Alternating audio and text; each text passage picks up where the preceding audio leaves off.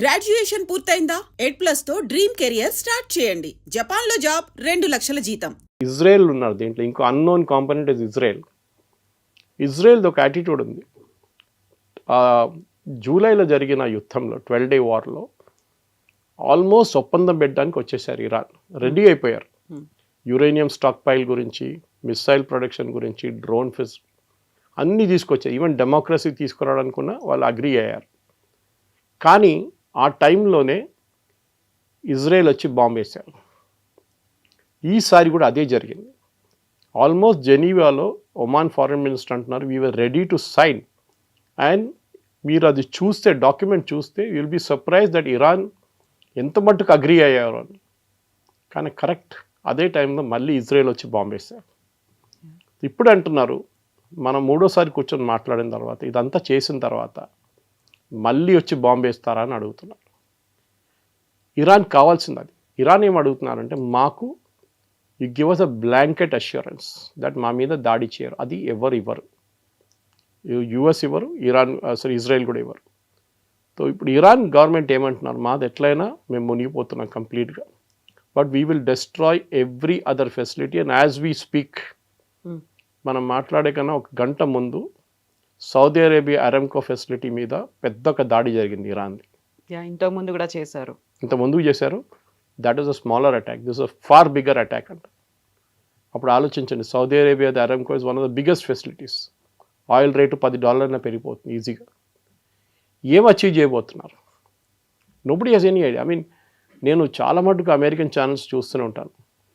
ఒక్క channel except maybe Fox News, ఎందుకంటే అది ఆయన ఛానలే ఫాక్స్ న్యూస్, అందరు ఇదే అంటున్నారు. ఒక అమెరికన్ ప్రెసిడెంట్ మేము ఇవాళ దాకా చూడలేదు. ఈవెన్ రిటైర్డ్ జనరల్స్ అంటున్నారు, 4-star జనరల్స్, మేము ఎన్నో ప్రెసిడెంట్ కింద సర్వ్ చేశారు మేము, వాళ్ళు మా దగ్గర ఒపీనియన్ అడుగుతారు, చెప్పండి ఇది చేస్తే మాకేమైనా ఆప్షన్స్ ఇవ్వండి అంటారు. వీళ్ళు 3-4 ఆప్షన్స్ ఇస్తారు. ఇప్పుడు చెప్తున్నారు అక్కడ ఉన్న ఇన్సైడర్స్ ఏమంటున్నారంటే, వైట్ హౌస్లో ప్రెసిడెంట్ ట్రంప్ని మాట్లాడడానికి భయపడుతున్నారు వీళ్ళు. ఏమనంటే నేను తీసేస్తాను ఉద్యోగం నుంచి అంటున్నారు. ఆలోచించండి. ఇది మన కార్పొరేట్ కంపెనీస్లో వింటాం మనం. ప్యామ్ బాండీని మనకు తీసేశారు. మోస్ట్ ప్రాబ్లీ తులసి గబాడ్ని తీసేస్తారు. Cash Patel also will go. ఆయన వ్యతిరేకంగా ఎవరేం చెప్పకూడదు. ఆయనే అందరికన్నా పెన్ను, ఆయన దేవుడు. నిన్న ఒక లీక్ అయిన వీడియో మీరు చూసుంటారు కవిత గారు, అది చాలా డిలీట్ చేసేసారు దాన్ని. వైట్ హౌస్లో మాట్లాడుతూ ప్రెసిడెంట్ ట్రంప్ నేనే జీసస్ క్రైస్ట్ అని చెప్పుకున్నాడు. జీసస్ క్రైస్ట్ లాగానే నేను. దానికన్నా ముందు they was a preacher who said the same thing about ఆయన గురించి. ఆయన దాన్ని రిపీట్ చేసి, ప్రెస్ లేకుండే యాక్చువల్లీ ఆ ఫంక్షన్లో, దట్ పర్టికులర్ ఈస్టర్ ఫంక్షన్లో ప్రెస్ వాళ్ళు లేకుండా, కానీ వైట్ హౌస్ వాళ్ళు ఎవరో రికార్డ్ చేసి దాన్ని అప్లోడ్ చేశారు. దాంట్లో ఆయన అంటున్నారు నేనే జీసస్ క్రైస్ట్, తర్వాత నేనే వచ్చాను, నేనే ఉన్నాను, ఇప్పుడు మిమ్మల్ని అందరూ సేవియర్. యాక్చువల్గా ఇప్పుడు ఇరాన్ మీద కావచ్చు, అంతకుముందు ఉన్నటువంటి వెనిజువెలా మీద కావచ్చు, అంతకుముందు లిబియాలు, ఇరాకులు, వీటన్నిటి మీద చేసినట్టుగా అదర్ కంట్రీస్లో ఉన్నటువంటి సుప్రీం లీడర్స్ కావచ్చు, లేకపోతే ఆ ప్రెసిడెంట్స్ని, వాళ్ళందరినీ ఎలా అయితే తొలగిస్తున్నారో, ఇక్కడ తనకి ఎవరైతే అపోజ్ చేస్తున్నారో, తన మాటని ఎవరైతే యాక్సెప్ట్ చేయట్లేదో, అమెరికాలో కూడా వాళ్ళని తొలగించడం అంటే ఇంకా నాకు ఎదురు లేదు అనేటువంటి ఒక సందేశం ఆయన ఏమన్నా ఇస్తున్నారా? కరెక్ట్. ఎందుకంటే డిక్టేటర్స్ ఇట్లానే బిహేవ్ చేస్తారు. మీరు చూసుంటారు, ఇదీ అమీన్ కానీ, ఉమర్ గద్దాఫీ కానీ, సద్దాం హుస్సేన్ కానీ, వీళ్ళందరూ డిక్టేటర్స్ ఏం చేస్తారంటే, వాళ్ళ వ్యతిరేకంగా ఎవరైనా మాట్లాడితే వాళ్ళని సీన్ నుంచి తీసేస్తారు. ఐదర్ చంపేస్తారు, లేకుంటే పంపించేస్తారు ఎక్కడికైనా. ఇది వీళ్ళది. ట్రంప్ కూడా అదే బాగా బిహేవ్ చేస్తున్నారు. వీళ్ళ లాంగ్వేజ్ చూడండి, మనం స్టార్టింగ్ నుంచి మాట్లాడుకుంటూ వస్తున్నాం. ఐ మీ మై సెల్ఫ్, నేనే. వి అని మాట యూస్ చేయరు ట్రంప్. మేము అందరు కలిసి డిసైడ్ చేశామని చెప్పి లేదు. మీరు ఒక ఇండిపెండెంట్ కంట్రీని మొత్తం ధ్వంసం చేసాం, స్టోనేజ్కి పంపిస్తామంటే మీకు ఎంత సెన్స్ ఆఫ్ సాటిస్ఫాక్షన్ వస్తుంది. ఇప్పుడు కూడా చాలామంది 1700 మంది అంతా చనిపోయారు. కానీ ట్రంప్ ఏమంటున్నారు, వాళ్ళు 45,000 మందిని చంపారు అక్కడున్న గవర్నమెంట్ అని. మళ్ళీ మీరెంతమందిని చంపారు? దానికి కౌంట్ ఉందా లేదా? ఇది ప్రాబ్లం. అండ్ అమెరికాలో రిపబ్లికన్స్ కూడా భయపడుతున్నారు. కొంచెం మంది ఇప్పుడు ప్రైమరీ మేము పోటీ చేయము ఈసారి మిడ్ టర్మ్ పోల్స్ అని చెప్పిన వాళ్ళు బయటకు వచ్చి మాట్లాడుతున్నారు. ఎందుకంటే వాళ్ళకి పోవాల్సింది ఏం లేదు, అయిపోయింది. వాళ్ళు they are not contesting as an MP again. ఈ పరిస్థితిలో ట్రంప్ని అక్కడి నుంచి ఆపడానికి నాకు తెలియదు, లీగల్లీ యుఎస్ సుప్రీంకోర్టుకి ఏదైనా దీంట్లో లీవే ఉంటుందా తెలియదు, లేదనుకుంటా. కానీ అట్లీస్ట్ అరబ్ నేషన్స్, చుట్టుపక్కల ఉన్న అరబ్ నేషన్స్, సౌదీ అరేబియా కానీ, సౌదీ అరేబియాకి చాలా ఇన్ఫ్లుయెన్స్ ఉంది, యూఏఈ కానీ, బహ్రెయిన్ కానీ, ఖత్తర్ కానీ, వీళ్ళు వచ్చి మాట్లాడే ప్రెసిడెంట్ ట్రంప్తో చెప్పుంటారు వాళ్ళు, బహుశా దీనికన్నా ముందు చేసినప్పుడు చెప్పుంటారు ఆయన. దానికోసం ఆయన తొలగించారు కదా, డెడ్ లైన్ ఎక్స్టెండ్ చేశారు. That impact is going to be on us also అని. ఇరాన్ వాళ్ళ దగ్గర ఉన్న అన్ని ఆయుధాలు వాడుకుంటారు, because nothing left for them. అయిపోయింది వాళ్ళకి, ఏం చెప్తారు, ఎండ్ ఆఫ్ ద వరల్డ్ లాగా అయిపోతుంది వాళ్ళకి. సో వాళ్ళు కూడా they will go all out, doubt లేదు. కవిత గారు చూడండి, నెక్స్ట్ ఇది రేపు పొద్దున 5:30కు జరుగుతాయి. ఎందుకన్నారు, ఈ gave a time line also, మీరు చూసుంటారు ఇవాళ స్పీచ్లో, ఆ ఈస్టర్ స్పీచ్లో ఈ said by 4 hours I will destroy everything. అంటే ఆయనకు ఎవరో ప్లాన్ ఇచ్చి ఉంటారు 4 గంటల సేపు, మీరు బ్రిడ్జ్లు డెస్ట్రాయ్ చేసి మీరు వాట్ విల్ గెయిన్ అని చెప్పండి, అది చెప్తారు. ఏం సాధిస్తారు? ఏం లేదు. ఎందుకంటే ఆ బ్రిడ్జ్ మళ్ళీ తయారు చేయాలంటే మీకు సంవత్సరాలు పడుతుంది. మళ్ళీ ఎవరు ప్రజలు కష్టపడతారు? ఇరానియన్ రెవల్యూషనరీ గార్డ్జో లేకుంటే అక్కడున్న అయతోళ్ళకి ఏం ప్రాబ్లం ఉండదు, వాళ్ళే హెలికాప్టర్లు పోతారు కావాలంటే. రేపు వీళ్ళు ప్రజలు కష్టపడతారు. పవర్ ప్లాంట్ కొడితే ఎన్ని రోజులు పడుతుంది మళ్ళీ ఇంకో పవర్ ప్లాంట్ కట్టడానికి? రేపు హైపోథెటికలీ యూఎస్ మీద ఇట్లనే అటాక్ చేస్తే అప్పుడు యూఎస్ ఏమంటారు? టెర్రరిస్ట్ యాక్ట్ అంటారు దాన్ని. మీరు చేసేది ఏంటి? మీరు మిలిటరీ టార్గెట్స్ మీద కొట్టండి, నోబడీ విల్ స్టాప్ యూ. ఎవ్వరు ఆపరు మిమ్మల్ని. మీరు రెవల్యూషనరీ గార్డ్ పోస్ట్ మీదనో, రెవల్యూషనరీ గార్డ్ హెడ్ క్వార్టర్స్ మీదనో చాలా కొట్టారు వీళ్ళు బాంబులు. 15,000 బాంబులు చేశారు, మిస్సింగ్ బాంబ్ కేసెస్ అనమాట.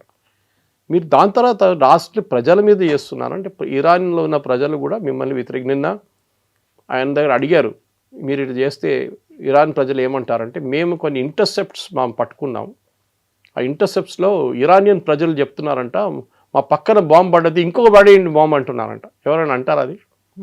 ఇప్పుడే మా పక్కన ఒక బాంబు పడ్డది, ఇంకో బాంబు పడండి, ఇంకో పంపించండి, ఇంకొన్ని బాంబులు పంపించని అంటున్నారంట. ఐ మీన్ లాజిక్ లేదు మాట్లాడిన దాంట్లో. ప్రజలు అక్కడి నుంచి బతికి బయటపడడానికి ట్రై చేస్తున్న బదులు ఫోన్ చేసి చెప్తారా ట్రంప్కి ఇంకో బాంబు వేయండి, ఇంకో 2 బాంబు. అదే టైంలో బీబీసీ నిన్న ఒక ఇంటర్వ్యూ చేశారు, ఒకటి కాదు, they did a series of interviews అక్కడున్న ప్రజలతోని. సో వాళ్ళ దగ్గర అడిగిన ఒకటే ప్రశ్న, ట్రంప్ బాంబు వేయబోతున్నాడు, power plant and your bridges. So వాళ్ళేమంటున్నారు, నిన్నదాకా మేము ఈ గవర్నమెంట్ వ్యతిరేకంగా ఉండే, మేము రోడ్డు మీద వెళ్ళి ప్రొటెస్ట్ చేస్తాం, మా ఫ్రెండ్స్ చాలామంది చనిపోయారు, అప్పుడు మాకు ఈ గవర్నమెంట్ వ్యతిరేకంగా చాలా కోపం ఉండే, వ్యతిరేకత ఉండే, అయోతలాలు వీళ్ళ ఖమేనీ లాంటి వాళ్ళది. కానీ ఇప్పుడు మాకు ట్రంప్ వ్యతిరేకం అవుతుంది, we're angry with him and మేము వీ విల్ ఫైట్. ఎవరి కోసం? ద సేమ్ గవర్నమెంట్, వాళ్ళు ప్రశ్నించే గవర్నమెంట్ కోసం ఫైట్ చేస్తారంట. సో ఏం చేశారంటే, Trump has brought the government and people of Iran close. ఇంకా చాలా దగ్గరకు వచ్చేసారు వాళ్ళు. మీరు అచీవ్ చేయాల్సింది ఆపోజిట్ జరిగింది, రెజీమ్ చేంజ్ కాదు. రెజీమ్ వాళ్ళు ప్రజలు కలిశారు, ఇప్పుడు ఒకటే అయిపోయారు. ఇది ఐ థింక్ ఎవరైనా, నాకు కూడా తెలియదు ఎవరు మాట్లాడచ్చు ఆయనతోనని, ఎవరు మాట వినరు ఆయన. ఇట్లాంటి పరిస్థితుల్లోనే అట్లీస్ట్ అమెరికన్ ప్రజలు, వాళ్ళ దగ్గర ఒక 25th అమెండ్మెంట్ ఒక ఆప్షన్ ఉంది, దాని కింద vice president of US can take over because president is not in a capacity అని చెప్పేసి. కానీ అది కూడా ఆయన అంగీకరించరు. ఆయన దగ్గర ఏదో సీరియస్ మెంటల్ ఇష్యూ ఉంది ఆయనకి, దాంతోనే ఈ ప్రాబ్లం అంతా వస్తుంది. సో ఇంగ్లీష్లో ఒక మాట ఉంటుంది sir, known devil is better than unknown God అనేది.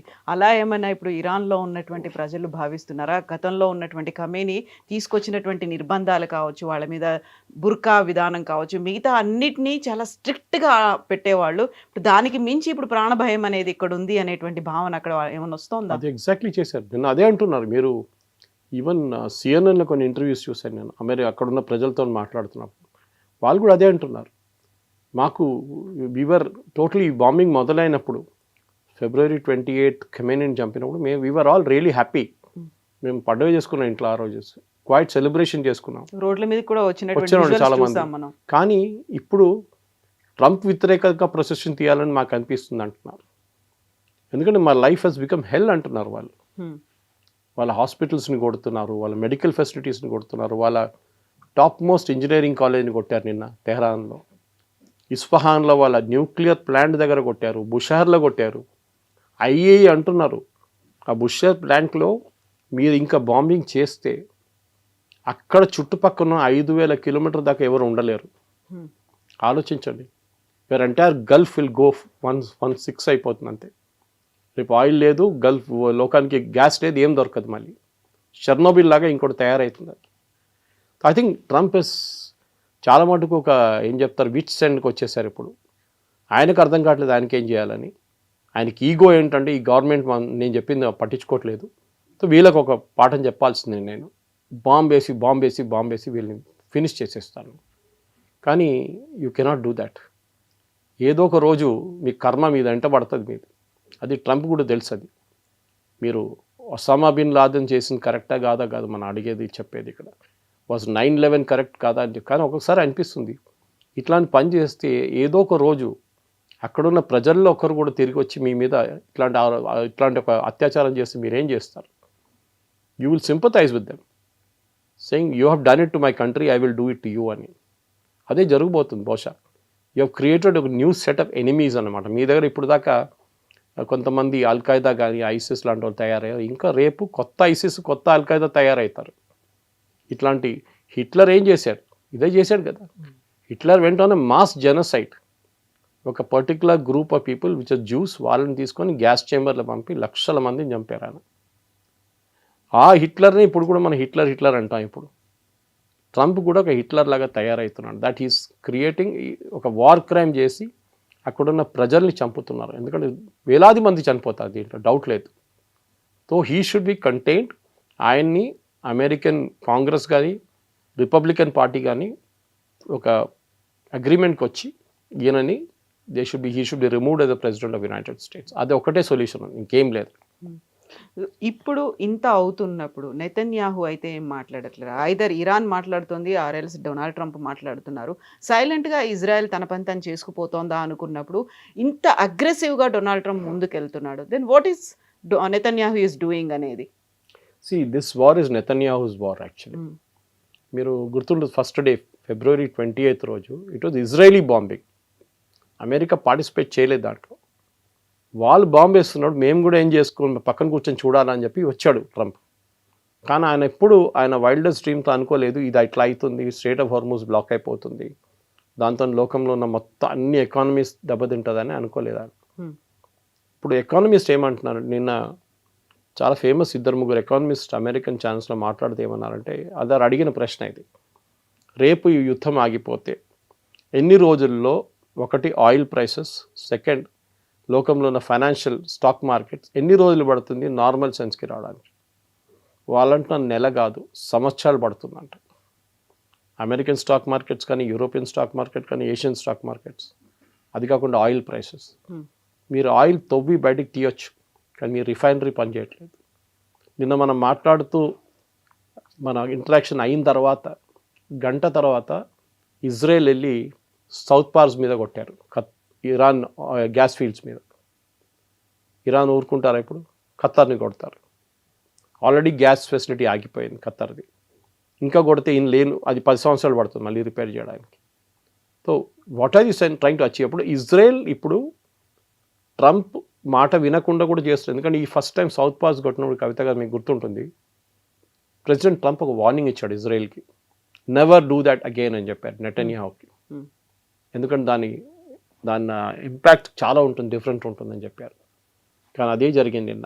అగైన్ ఈ హిట్ సౌత్ పాస్. అంటే ప్రెసిడెంట్ ట్రంప్ తెలియకుండా చేస్తున్నారా, తెలిసే చేస్తున్నారు? ఇది డెఫినెట్గా ఐ థింక్ ఇజ్రాయెల్, మీరు అడిగిన ప్రశ్నకి ఇజ్రాయెల్కి వాళ్ళ అచీవ్ చేయాల్సిన ఆబ్జెక్టివ్ వాళ్ళు అచీవ్ చేస్తున్నారు సైలెంట్గా. నిన్న వాళ్ళు ఇరానియన్ రెవల్యూషనరీ గార్డ్స్ ఇంటెలిజెన్స్ చీఫ్ని కొట్టారు. అది యుఎస్ చేయరా పని, యుఎస్ బాంబింగ్ చేస్తారు అంతే. కానీ ఇజ్రాయెల్ ఏమో స్పెసిఫిక్ వాళ్ళ ఎనిమీస్ ఎవరు ఉన్నారు చెప్పారు కూడా. నిన్న వాళ్ళ డిఫెన్స్ చీఫ్ చెప్పారు, మా వైపు బాంబులు వేసిన వాళ్ళు 10 సంవత్సరాల ముందు కూడా ఉండొచ్చు, మొన్న వేసిన బాంబులు కూడా ఉండొచ్చు, ఎవరు మా మీద మిసైల్ ఫైర్ చేస్తున్నారో వాళ్ళని అందరినీ మేము ఫినిష్ చేసేస్తాం. ఇప్పుడు Iran main revenue source oil, petrochemical. నిన్న పెట్రోకెమికల్ ప్లాంట్స్ మీద కొట్టారు. అది మీకు మినిమం 5 సంవత్సరాలు పడుతుంది రిపేర్ చేయడానికి. ఇరాన్కి రేపు యుద్ధం ఆగిపోతే కూడా రెవెన్యూ ఉండదు. 3 సంవత్సరాలు పడుతుంది వాళ్ళకి రెవెన్యూ రావడానికి. ట్రంప్ ఏమంటున్నాడు, ట్రంప్ గారు అడిగారు, మీరు ఈ యుద్ధం రేపు ఇరాన్లో రెజీమ్ మారిపోయింది అనుకోండి, ఇరానియన్ ప్రజల్ని మీరేం I will make them rich అన్నారు. నేను ఆయన ఒక మాట అన్నాడు, కానీ none of the channels picked it up. Kavitha గారు, హీ సెడ్, ఇదన్నీ చెప్పిన తర్వాత unfortunately American citizens want us to come back. అంటే అమెరికన్ సిటిజన్స్ అంటున్నారా మీ యుద్ధం చాలు తిరిగి వచ్చేసేయండి అంటున్నారు. అన్ఫార్చునేట్లీ దాంతోపాటు అడిగారు what about American citizens who oppose the war, ఈ వార్ని వ్యతిరేకిస్తున్న అమెరికన్ సిటిజన్స్ గురించి ఏం చెప్పాలనుకున్నారు. దే ఆర్ ఫూల్స్ అన్నారు. వాళ్ళ ఓన్ సిటిజన్స్ని యూఆర్ కాలింగ్ దమ్ ఫూల్స్. మళ్ళీ ఒక అమెరికన్ ప్రెసిడెంట్కి ఇంకేం చెప్పాలండి. ఈ పరిస్థితుల్లోనే I think president Trump he's lost his marbles అంటారు ఇంగ్లీష్లో. ఆయన మెంటల్ కెపాసిటీ మొత్తం పోయింది. ఆయన ఏదేదో అంటున్నారు, ఏదేదో చేస్తున్నారు. స్టీవ్ విట్కాఫ్ కానీ, జేడీ వ్యాన్స్ కానీ, పీట్ హెస్గెత్ కానీ వీరు ఎవ్వరి మాట ఆయన వినట్లేదు. He is just doing what he wants to do. ఇప్పుడు 45 days ఒక సీజ్ ఫైర్కి సంబంధించి కొంచెం ఏదో చర్చలు ఉన్నాయి, దానికి స్పెక్యులేషన్స్ అయితే జరుగుతున్నాయి, కానీ కరెక్ట్గా ఏం జరుగుతుంది, నిజంగానే 45 days సీజ్ ఫైర్ ఉంటుందా అనేది ఇంకా ఇట్ ఈస్ ఆన్ కార్డ్స్ అంటే అది డౌట్ఫుల్గా కనిపిస్తుంది. బట్ ఇంకొకరు ఎవరైనా వచ్చి ఇంటర్వ్యూన్ అవ్వాలి. యునైటెడ్ నేషన్స్ అనేది ఉంది, లేదు ఈ top countries powerful other countries ఉన్నాయి, అవి కూడా ఎందుకు ఇంటర్వ్యూన్ అవ్వట్లేదు, అవి కూడా ఎందుకు మాట్లాడే ప్రయత్నం చేయట్లేదు? వాళ్ళు ఎవరు చెప్తే పట్టించుకుంటారా ట్రంప్? ఆయన నిన్న ఇంకో స్టేట్మెంట్ ఇచ్చారు. నేటో, ఈ హేట్స్ నేటో. నేటో అంటే ఆయనకి బీపీ ఎక్కువైపోతుంది ఆయనకి. నిన్న అంటున్నారు పుటిన్ నా దగ్గర చెప్పారు నేటో గురించి, నేటో అంటే ఏంటని నన్ను ఎక్స్ప్లెయిన్ చేసి ఇచ్చాడు. నాకు చాలా ఐ వాజ్ రియలీ హ్యాపీ ఆయన ఎక్స్ప్లెయిన్ చేసిన తర్వాత నేటో ఇదేనా అని చెప్పేసి. పుటిన్ చెప్పిన మాటకి విలువ ఇస్తున్నాడు. ఇదే మనిషి బైడెన్ గవర్నమెంట్ ఉన్న టైంలో పుటిన్ని తిట్టారు. ఆ టైంలో పుటిన్ యూక్రెయిన్లో చేస్తున్న యుద్ధం కానీ అది హ్యూమన్ రైట్స్ వయలేషన్స్, అది పుటిన్ జైలు వేసేసేయాలి అన్నీ చెప్పారు. అదే ట్రంప్ ఇప్పుడు పుటిన్ సపోర్ట్ చేస్తున్నారు. రష్యా, కవిత గారు, ఈ యుద్ధం మొదలైనప్పటి నుంచి రెండు దేశాలు అన్నిటికంటే ఎక్కువ రెవెన్యూ సంపాదిస్తున్నారు ఆయిల్ నుంచి. ఒకటి ఇరాన్, ఒకటి Russia. Russia is now selling oil at $105 per barrel. వాళ్ళ దగ్గర నెక్స్ట్ 5 సంవత్సరాలు కావాల్సిన డబ్బులు వాళ్ళు సంపాదించుకున్నారు ఈ నెల లోపల. వాళ్ళు they are just selling oil like crazy అన్నమాట. వాళ్ళకి ఆయుధాలు ఏంటి, వాళ్ళు ఏం కావాలంటే కొనుక్కొచ్చి యూక్రెయిన్ మీద రేపు. సో ట్రంప్కి ఏంటంటే ఇప్పుడు ఒకవైపు ఇరాన్, ఇంకోవైపు నేటోని కూడా కొట్టాలని ఉంది ఆయనకి. చెప్పారు కూడా కదా, నేటో నన్ను హెల్ప్ కోసం అడిగినప్పుడు రాలేదు. ప్రెసిడెంట్ మ్యాక్రాన్ గురించి చెప్పారు, స్టేట్మెంట్ ఇచ్చారు. ఆయన వైఫ్ ఆయన కొడుతున్నారు, ఆయన వైఫ్ ఆయన తిడుతున్నారు అని చెప్పి పర్సనల్ మ్యాటర్స్ కూడా ఒఫిషియల్ దాన్ని తీసుకు. కానీ ఇరాన్లో ఉన్న రెవల్యూషనరీ గార్డ్స్ వాళ్ళు చాలా క్లియర్, ఇవాళ కూడా వాళ్ళు స్టేట్మెంట్ ఇచ్చారు, we will fight to the finish. మనందరూ థర్డ్ వరల్డ్ వార్ అంటాం. అన్ని వరల్డ్ వార్లు మొదలైనది ఒక చిన్న ఘటనతోనే. బహుశా ఇది వరల్డ్ వార్ కాదు, ఎందుకంటే వరల్డ్ వార్ ఉండాలంటే 2 సైడ్లు ఉండాలి. ఇరాన్ వైపు పాప ఎవరు లేరు. అది మ్యాక్సిమం మీరు కావాలంటే చెప్పొచ్చు రష్యా ఉందని చెప్పొచ్చు అంతే. కానీ వాళ్ళు కూడా డైరెక్ట్గా సహాయం చైనా కోఆపరేట్ చేస్తున్నారు. China is buying the Iranian oil which is the biggest cooperation they can do. కానీ ఫిజికలీ వీళ్ళు ఎవరు ఇద్దరు హెల్ప్ చేయట్లేదు. చెప్తున్నారు కానీ moral support. For example Russia వాళ్ళ టెక్నాలజీ యూజ్ చేసి యుఎస్ షిప్స్ ఎక్కడ ఉంది, యుఎస్ ఎయిర్క్రాఫ్ట్ ఎక్కడ పార్క్ చేస్తున్నారు గల్ఫ్ కంట్రీస్లో అని చెప్పి డీటెయిల్స్ ఇస్తున్నారు ఇరాన్కి. అది శాటిలైట్ ఇమేజరీ ఉండొచ్చు, ఫోటోగ్రాఫ్స్ ఉండొచ్చు. దానికోసం నిన్న అమెరికన్ గవర్నమెంట్ అక్కడున్న ఒక కమర్షియల్ శాటిలైట్ ఫామ్కి ఆదేశాలు ఇచ్చారు, దట్ మీ ఇమేజెస్ అమ్మకూడదు, next 15 days don't sell your images. వాళ్ళు ప్రైవేట్ లాగా ఇప్పుడు మీకు కావాలంటే డబ్బులు కడితే మీకు ఇచ్చేస్తారు ఇమేజెస్. అలు దేర్ బేస్ ది ఫోటో ఇవ్వండి అని చెప్పి మొత్తం ఫోటో ఇచ్చేస్తారు. మీరు దాన్ని బ్లోఅప్ చేసుకుంటే ఎన్ని ఎయిర్క్రాఫ్ట్ ఎక్కడ ఉన్నాయి, ఎన్ని F-16 ఎక్కడ ఉన్నాయి, F-35 ఎక్కడ మీకు తెలిసిపోతుంది. అది అమ్మకూడదు అన్నారు. Which can be taken, okay, safety wise that is a good thing. కానీ రష్యాకి ఇప్పుడు కావాల్సిందంటే యుద్ధం ఇంకా నడవాలి. ఇంకొక 6 నెలలు నడిస్తే రష్యా ఉన్న ఆయిల్ అంతా అమ్ముకుంటారు, వాళ్ళు బ్యాక్లాగ్ ఉండదు వాళ్ళకి. చైనాకి ఏంటంటే ప్రాబ్లం, ఆయిల్ దొరకట్లేదు. ఇరాన్ నుంచి ఉన్న ఆయిల్ వాళ్ళ బిగ్ సోర్స్. వెనిజువేలా దానికన్నా పెద్ద సోర్స్ ఉండేది, వెనిజువేలా వాళ్ళకి పోయింది. ఇప్పుడు క్యూబాని చూడండి ఏం చేస్తున్నారు ప్రెసిడెంట్ ట్రంప్. రష్యా ఆయిల్ క్యూబాలో అమ్ముతున్నారు. సో ఇరానియన్స్ని మీరు గాయపరచాలనుకుంటే వాళ్ళ మీద బాంబులు వేస్తే they will debt to America అని చెప్పే మాట వాళ్ళు ముందు ఫోర్సిబ్లీ వాళ్ళతో చేపించారు. కానీ ఈసారి రెగ్యులర్గా వాళ్ళు కావాలని చెప్పి వాళ్ళ మనసు నుంచి చెప్తారు ఈసారి death to America, death to Israel అని. ఇజ్రాయెల్ కూడా మీరు చెప్పినట్లు వాళ్ళ పని, వాళ్ళ స్ట్రాటజీ సపరేట్, దీంతో సంబంధం లేదు. అది they are doing what they want. Netanyahu చెప్పారు చూడండి, యుద్ధం రేపు ఎల్లుండి ఆగదు, మాకు ఒక లాంగ్ టర్మ్ ఆబ్జెక్టివ్ ఉంది. ఇరాన్ వాళ్ళ ప్రాక్సీస్ని కొట్టడం, హెజ్బుల్లా, హమాస్, హూతీస్, వీళ్ళని కొట్టిన తర్వాత మేము వీ విల్ రిలాక్స్. ఇజ్రాయెల్ లెబనాన్తో అంటే హెజ్బుల్లాతో నిన్ననో మొన్ననో మొదలుపెట్టలేదు యుద్ధం, 40 సంవత్సరాల నుంచి నడుస్తుంది. అప్పుడు ఆలోచించండి, ఇజ్రాయెల్ ఎందుకు ఆపుతారు? వాళ్ళకి లాంగ్ టర్మ్ వ్యూ ఉంది, అమెరికాకి లాంగ్ టర్మ్ వ్యూ లేదు. ఏదో చేసి చూడండి, నిన్న కూడా ఆయన స్టేట్మెంట్ ఇచ్చి, you know what is the biggest thing I can take from there అన్న, ఆయిల్. ఆయిల్ తీసుకుంటే చాలా డబ్బులు ఉంటుంది. వెనిజువేలాలో చూడండి, can you make a statement like that? ఒక ప్రెసిడెంట్ ఇంకో దేశానికి ఉన్న ఆయిల్ తీసుకెళ్ళి అమ్ముకుంటారు. వాళ్ళ రిసోర్సెస్ని